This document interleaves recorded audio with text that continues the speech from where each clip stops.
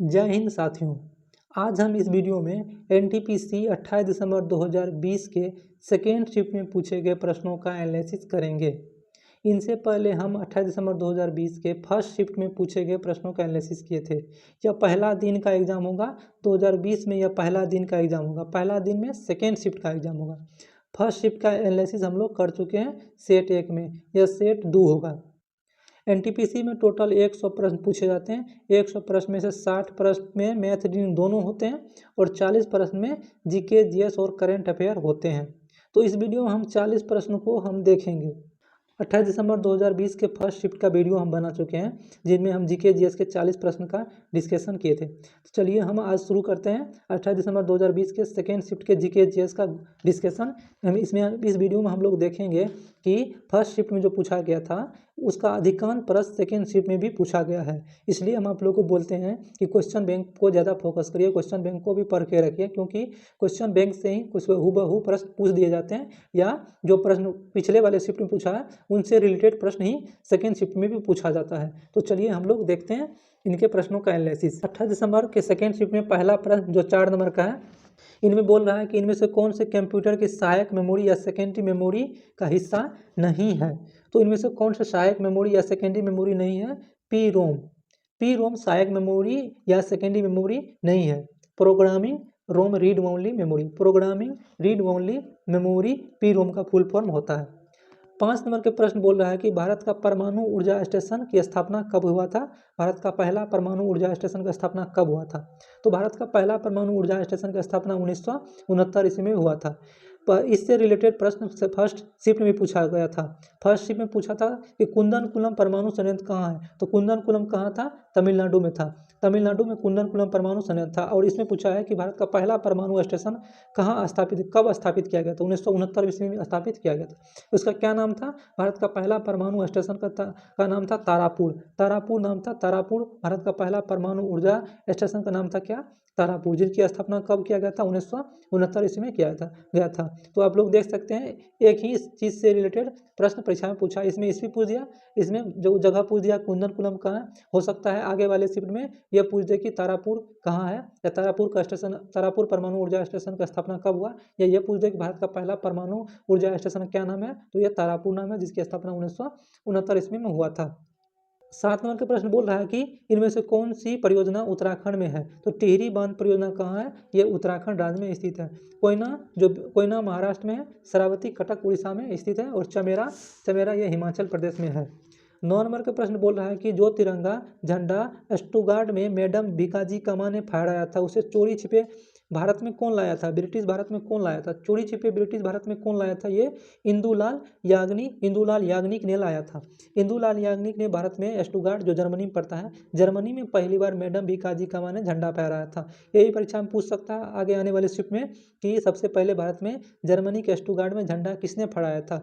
सबसे पहले जर्मनी के स्टुगार्ड में झंडा किसने फहराया था? तो मैडम भीकाजी कामा ने फहराया था। और इसको वहाँ से उस झंडा को भारत में कौन लाया था? तो इंदुलाल याग्निक ने लाया था।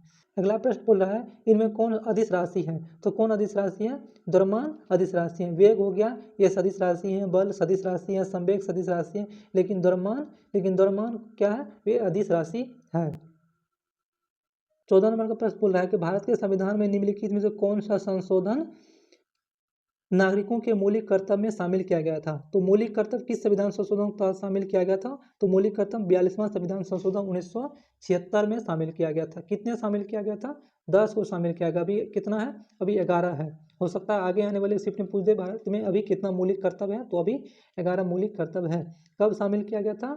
1976 में स्वर्ण सिंह के सिफारिश पर।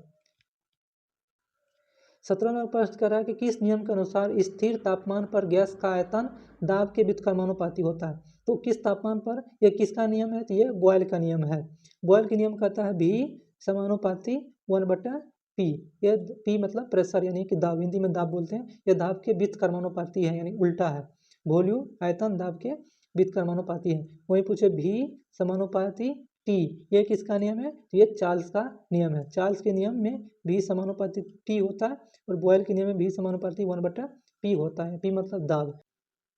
19 नंबर में बोल रहा है कि भारत के राष्ट्रीय आय की गणना भारत में राष्ट्रीय आय की गणना सबसे पहले किसने किया था? तो भारत में राष्ट्रीय आय की गणना सबसे पहले किसने किया था?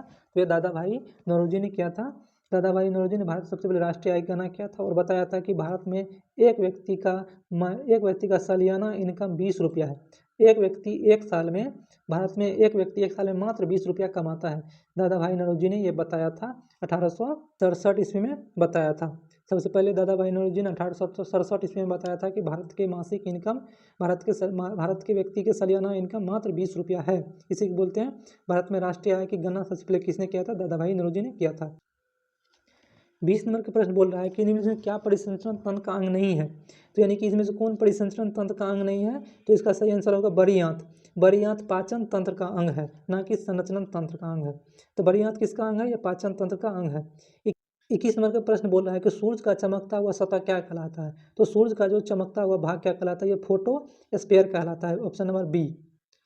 22 नंबर कह रहा है मोपला विद्रोह कब हुआ था? तो मोपला विद्रोह 1921 में हुआ था। कहाँ हुआ था? तो केरल में हुआ था। आने वाले शिफ्ट में ये पूछ सकता है मोपला विद्रोह कहाँ हुआ था? तो ये केरल में हुआ था। 23 नंबर का प्रश्न करा है कंप्यूटर के भौतिक स्मृति से संग्रहित परिणाम निकालने की प्रक्रिया क्या कहते हैं? यानी कि कोई भी चीज़ कंप्यूटर से जब बाहर टाइपिंग होकर निकलता है तो उसे क्या कहते हैं? उसे आउटपुट प्रोसेसिंग कहते हैं। अंदर जाता है तो इनपुट, बाहर निकलता है कोई भी प्रक्रिया तो उसे आउटपुट कहते हैं। 25 नंबर का प्रश्न बोल रहा है कि भारत सरकार ने इंद्रधनुष फ्रेमवर्क कार्यक्रम की शुरुआत किसके लिए की थी? तो ये सार्वजनिक मतलब सरकारी क्षेत्र के बैंकों के पुनरुद्धार करने के लिए। वही पूछेगा मिशन इंद्रधनुष शुरुआत किसने किया था? तो ये टीकाकरण के लिए किया था। यहाँ पे इंद्रधनुष फ्रेमवर्क लिखा हुआ है, तो इंद्रधनुष फ्रेमवर्क बैंक से रिलेटेड है, सरकारी बैंक से रिलेटेड है। 29 नंबर का प्रश्न कह रहा है कि वैश्विक जलवायु परिवर्तन गठबंधन किसकी एक पहल है? तो ये किसकी पहल है? तो ये यूरोपीय संघ की पहल है, जिसे कोप बोलते हैं। कोप किसकी पहल है? तो यूरोपीय संघ की पहल है। 32 नंबर का प्रश्न कह रहा है कि एन किस देश की मुद्रा है? तो एन किसकी मुद्रा है? तो ये जापान की मुद्रा एन है। याद रखिए आप लोग, जापान की मुद्रा एन है। वही पूछा मालदीव की मुद्रा क्या नाम है? तो ये रुपया है। 33 नंबर का प्रश्न बोल रहा है कि टैक्सोनोमी का जनक किसे माना जाता है? तो टैक्सोनोमी का जनक कार्ल लिनियस माना जाता है। टैक्सोनोमी मतलब होता है क्या? वर्गीकी। तो वर्गीकी की जनक किसे माना जाता है? तो कार्ल लिनियस को कहते हैं टैक्सोनोमी। यानी कि वर्गीकी की जनक किसे कहते हैं? वर्गीकी की जनक किसे कहते हैं? तो कार्ल लिनियस को कहते हैं, जिसे हिंदी में इंग्लिश में टैक्सोनोमी कहते हैं। 35 नंबर का प्रश्न पूछ रहा है कि ईस्ट इंडिया कंपनी के खिलाफ प्लासी युद्ध लड़ा गया था। यानी कि प्लासी युद्ध ईस्ट इंडिया कंपनी और कौन थे? तो भारत की तरफ से ईस्ट इंडिया कंपनी अंग्रेज थे और भारत तरफ से सिराजुद्दौला था। सिराजुद्दौला और ईस्ट इंडिया कंपनी के बीच हुआ था। उस समय भारत के गवर्नर कौन थे? तो उसमें तो बंगाल के गवर्नर थे रॉबर्ट क्लाइव और सिराजुद्दौला के बीच में प्लासी युद्ध हुआ था 1757 ईस्वी में। 36 नंबर का प्रश्न कर रहा है कि कौन सा राष्ट्र ने 5 बार कॉमनवेल्थ की मेजबानी की? तो ऑस्ट्रेलिया। सबसे अधिक बार मेजबानी किया है किसने? ऑस्ट्रेलिया। आने वाला 2026 का भी मेजबानी कौन करेगा? ये ऑस्ट्रेलिया ही करेगा। इसको भी आप लोग याद रखिएगा। 37 नंबर का प्रश्न कह रहा है कि साहित्य अकादमी का मुख्यालय कहाँ है? साहित्य अकादमी जिसकी स्थापना 1954 ईस्वी में हुआ था। आगे आने वाले शिफ्ट में ये भी पूछ सकता है कि साहित्य अकादमी का स्थापना कब हुआ था? तो ये 1954 ईस्वी में हुआ था। इसके मुख्यालय कहाँ है? ये नई दिल्ली में स्थित है। ये प्रश्न कई एग्जाम में पूछा है, साहित्य अकादमी का मुख्यालय कहाँ है? ये नई दिल्ली में है। स्थापना कब हुआ था? 1954 ईस्वी में हुआ था। 40 नंबर का प्रश्न कह रहा है कि गोल गुम्बद कहाँ है? तो गोल गुम्बद कहाँ है? बीजापुर में, कर्नाटक में है। अब आने वाला एग्जाम पूछ सकता है गोल गुम्बद किसने बनाया था? तो यूसुफ आदिल शाह ने गोल गुम्बद को बनाया था। 42 नंबर का प्रश्न कह रहा है कि 2020 में इकोनॉमिक के लिए नोबेल पुरस्कार किसे दिया गया? तो ये इतना इंपॉर्टेंट नहीं है, आप लोग 2024 वाला याद रखिए। 2024 में जो टोटल 3 व्यक्तियों को इकोनॉमिक का नोबेल पुरस्कार दिया है, तो 2024 को आप लोग याद रखिए, 2020 वाला इंपॉर्टेंट नहीं है। 44 नंबर कह रहा है कि जलियांवाला बाग हत्याकांड कब हुआ था?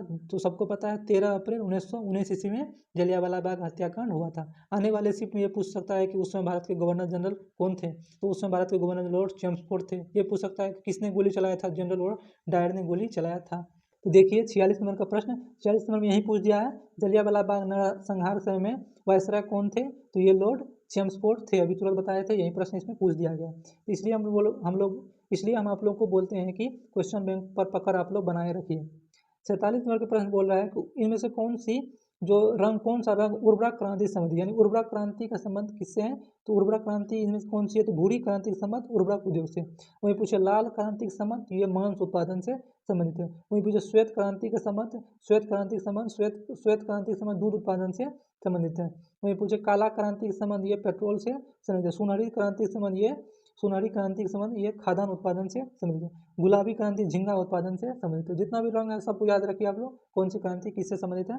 तो इसका सही आंसर भूरी क्रांति उर्वरक उत्पादन संबंधित है। 49 नंबर प्रश्न बोल रहा है कि पृथ्वी के ग्रह का वह क्षेत्र जहाँ जीवन मौजूद है, तो पृथ्वी के ग्रह का वह क्षेत्र जहाँ जीवन मौजूद है उसे जैव मंडल कहते हैं। जहाँ जीव जंतु रहता है उसे जैव मंडल कहते हैं। 50 नंबर का प्रश्न बोल रहा है कि इनमें से किस राज्य में विधान परिषद है, तो विधान परिषद किस राज्य में है, तो ये आंध्र प्रदेश में विधान परिषद है। संविधान के अनुच्छेद 169 में विधान परिषद की चर्चा किया गया। भारत में टोटल 6 राज्य में विधान परिषद है। ये पूछ सकता है आने वाले एग्जाम में कितने राज्यों में विधान परिषद है, 6 राज्यों में विधान परिषद है। किन किन राज्य में देख लीजिए, उत्तर प्रदेश सटा हुआ बिहार, तो उत्तर प्रदेश में है और बिहार में भी विधान परिषद है। महाराष्ट्र सटा हुआ है, महाराष्ट्र सटा हुआ कर्नाटक, तो महाराष्ट्र में भी है और कर्नाटक में भी है। उसी तरह से आंध्र प्रदेश से अलग हुआ था, आंध्र प्रदेश से अलग हुआ तमिलनाडु, तो आंध्र प्रदेश में है और तमिलनाडु में है। यूपी सटा हुआ है बिहार, तो यूपी बिहार में है। महाराष्ट्र सटा हुआ है कर्नाटक, महाराष्ट्र कर्नाटक। आंध्र प्रदेश से अलग हुआ तेलंगाना, तो आंध्र प्रदेश तेलंगाना में है। तो इसका सही आंसर आंध्र प्रदेश हो जाएगा। तो किन राज्य में है, तो ये आंध्र प्रदेश में है। आंध्र प्रदेश इसका सही आंसर हो जाएगा। 2020 का 54 नंबर का प्रश्न कह रहा है 2020 में सर्वश्रेष्ठ फिल्म किस वर्ग को दिया गया, यानी किस फिल्म को सर्वश्रेष्ठ फिल्म का पुरस्कार दिया है। तो 2020 का इंपॉर्टेंट नहीं है, आप लोग याद रखिए 2024 में किस फिल्म को सर्वश्रेष्ठ फिल्म का पुरस्कार दिया गया। तो ये किस फिल्म को दिया गया, 12th फेल को 2024 में दिया गया, 12th फेल को दिया गया। इसको आप लोग याद रखिएगा, 12th फेल को 2024 में सर्वश्रेष्ठ फिल्म फेयर पुरस्कार मिला है।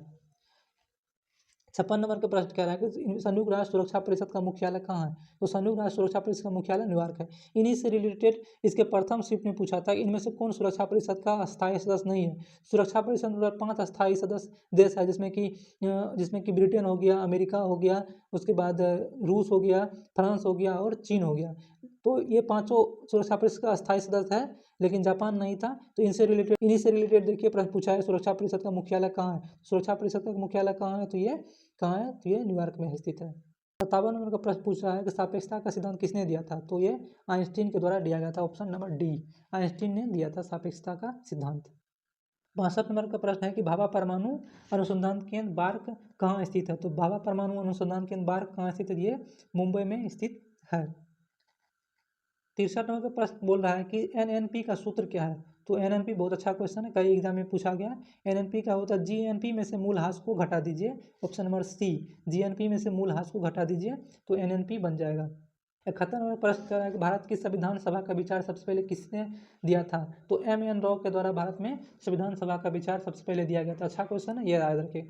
संविधान सभा का विचार सबसे पहले किसने दिया था, तो एम.एन. राव ने दिया था। 74 नंबर प्रश्न कह रहा है जन शिक्षण संस्थान का संचालन किसके द्वारा किया जाता है, तो जन शिक्षण संस्थान का संचालन कौशल विकास उद्यमिता मंत्रालय के द्वारा किया जाता है। 78 नंबर प्रश्न बोल रहा है इनमें से कौन संतूर वादक है, तो शिव कुमार शर्मा संतूर वादक है। शिव कुमार शर्मा का उस समय निधन हुआ था, इसलिए यह क्वेश्चन पूछा है। 79 नंबर का प्रश्न बोल रहा है कि 49वीं समांतर रेखा किन 2 देशों के बीच स्थित है, तो 49वीं समांतर रेखा उत्तरी कोरिया और दक्षिणी कोरिया के बीच स्थित है। आप लोगों को बताना अमेरिका और कनाडा के बीच में कौन सी समांतर रेखा है। 80 नंबर का प्रश्न बोल रहा है भारत के प्रथम संचार उपग्रह कौन थे, तो भारत के प्रथम संचार उपग्रह एप्पल थे। वहीं पूछे कि भारत के प्रथम उपग्रह कौन थे, तो आर्यभट्ट भारत के प्रथम उपग्रह थे। लेकिन अगर संचार इसमें लगा हुआ था तो एप्पल भारत के प्रथम संचार उपग्रह थे, एप्पल, और भारत के प्रथम उपग्रह थे आर्यभट्ट। हो सकता है आने वाला एग्जाम पूछ दे कि भारत के प्रथम उपग्रह कौन थे, तो आर्यभट्ट 1975 इसमें इसको प्रक्षेपित किया गया था। 81 नंबर का प्रश्न कह रहा है कि NIU का पूर्ण रूप क्या है, तो NIU का पूर्ण रूप है network interface unit, option number B, network interface unit. 82 number का प्रश्न बोल रहा है कि सेब से संबंधित रोग कौन सा है, तो सेब से संबंधित में कौन सा रोग है, तो ये फायर ब्लास्ट रोग, यह सेब से संबंधित है। आने वाले शिफ्ट में ये पूछ दे कि फायर ब्लास्ट, उल्टा घुमा के पूछ दे कि फायर ब्लास्ट रोग किस में होता है, तो ये सेब में होता है। यह पूछ दे कि टिक्का रोग किस में होता है, टिक्का रोग मूंगफली में होता है। रेड रस्ट रोग किस में होता है, तो रेड रस्ट रोग गन्ना में होता है। ग्रीन ईयर रोग किस में होता है, तो ग्रीन ईयर रोग बाजरा में होता है। इतना बात को आप लोग याद रखिएगा। 84 नंबर प्रश्न ये लास्ट प्रश्न है। लाइकेन पिछला वाले शिफ्ट में पूछा था, तो इनमें कौन सा सहजीवी है, तो लाइकेन इसका सही आंसर लिया था। लाइकेन से ही फिर प्रश्न पूछ दिया है कि लाइकेन किसका सूचक होता है, किसका लाइकेन किसकी चेतावनी देता है। तो जहाँ पर लाइकेन नहीं उगता है, जिस नदी में लाइकेन नहीं है, तो आप लोग समझिए वहाँ पर वायु प्रदूषण बहुत ज़्यादा है। तो लाइकेन किसका सूचक होता है, ये वायु प्रदूषण है। जहाँ वायु प्रदूषण होगा वहाँ पर लाइकेन नहीं उगेगा, लाइकेन नहीं पनपेगा। लाइकेन किसका सूचक है, किसका चेतावनी देता है, लाइकेन वायु प्रदूषण की चेतावनी देता है।